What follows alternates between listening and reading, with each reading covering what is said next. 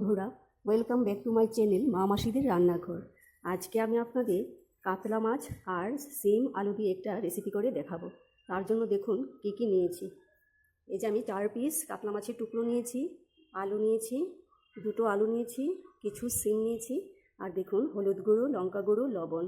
আর কী কী মশলা লাগছে দেখুন। এখানে কিছু মাছের গুঁড়ি নিয়েছি, পেঁয়াজ কুচি, তারপর লঙ্কা, কাঁচা লঙ্কা, তারপরে রান্নাটা করব সরিষার তেল দিয়ে। আর এখানে কী কী মশলা দিচ্ছি দেখুন। মশলাটা হচ্ছে জিরা, ধনিয়া, রাঁধুনি, কালো জিরা আর একটু আদা। তা দিয়ে আজকে আমি আপনাদের এই রেসিপিটা করে দেখাবো।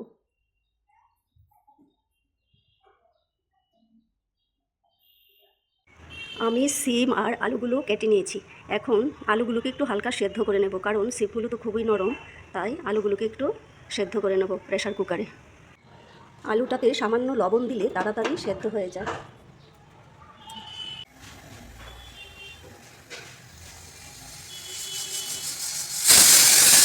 দেখুন একটা সিটি দেওয়ার পর আমি অফ করে দিচ্ছি।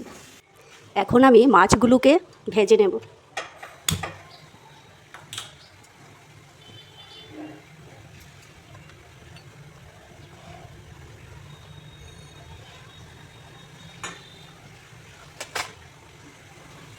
মাছগুলো আমি বেশি কড়া ভাজবো না, বেশি কড়া ভাজা মাছের তরকারিতে ভালো লাগে না।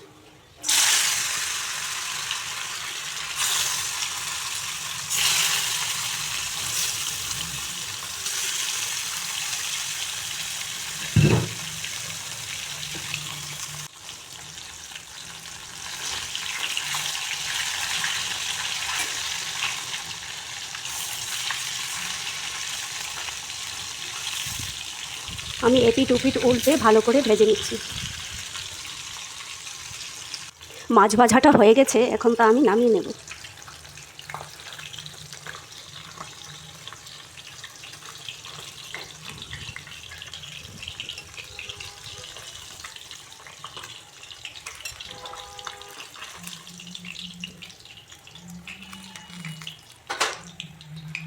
এখন এই তেলেই মাছের বড়িগুলো ভেজে নেব। মাছের বড়িগুলো ভেজে নিচ্ছি,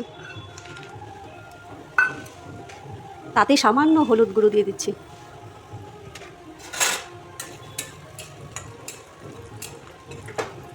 ভাজা হয়ে গেছে, এখন নামিয়ে নেব। দেখুন এইরকম ভাজা ভাজা করবেন মাছগুলো আর মাছের বড়িগুলো। এখন আমি তার পেঁয়াজ সম্বারটা দিয়ে দেব। যে পেঁয়াজ কুচিগুলো দিয়ে সম্ভার দিয়ে দিচ্ছি।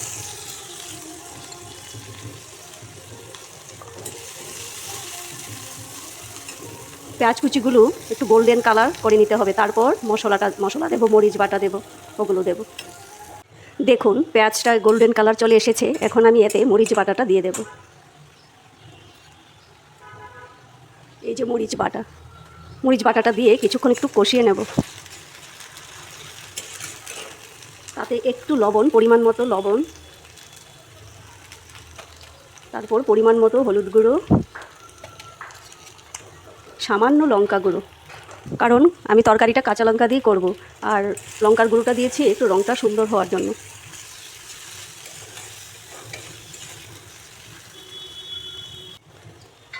তারপর একদম সবার শেষে আমি ধনে পাতাটা দেখাতে ভুলে গেছিলাম।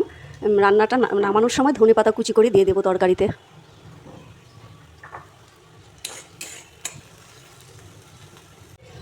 মরিচটা কষে গেছে, এখন আমি এতে সবজিগুলো দিয়ে দেব। এই যে সিম আর আলুগুলো আমি একটু আগে থেকেই সেদ্ধ করেছিলাম, কারণ সিম তো খুবই নরম, তাই।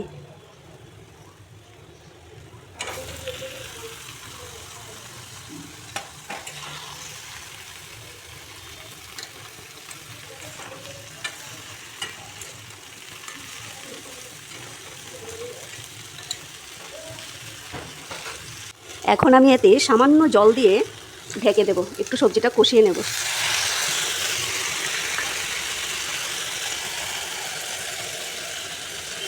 গ্যাসের চুলাটাকে একটু কমিয়ে। সবজিটা কষানো হয়ে গেছে, এখন এতে আমি ঝোল দিয়ে দেব, ঈষৎ উষ্ণ গরম জল দিয়ে দেব।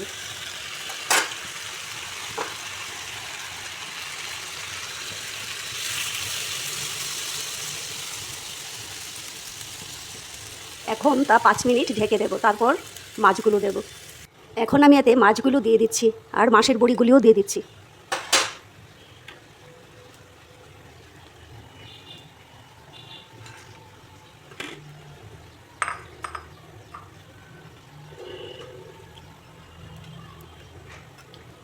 দিয়ে 5 মিনিটের মতো ঢেকে দেব, তারপর মশলা দিয়ে ধনেপাতা দিয়ে নামিয়ে নেব। এখন 5 মিনিটের মতো ঢেকে দেব। এখন আমি এতে মশলা অ্যাড করে দেব। এই মশলাটা একদম শেষে দিতে হয়, দিয়ে তারপর ধনেপাতা দিব, দিয়ে নামিয়ে নেব। দেখুন সবার শেষে এখন ধনেপাতাগুলো দিয়ে গ্যাসটা অফ করে দেব।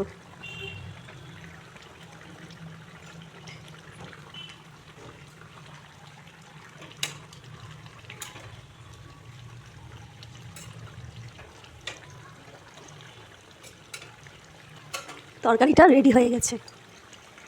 দেখুন তরকারিটা কি সুন্দর হয়েছে।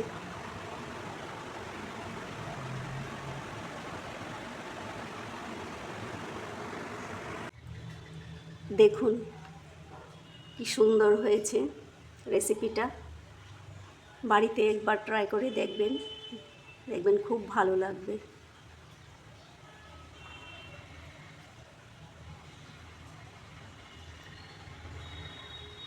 Thank you.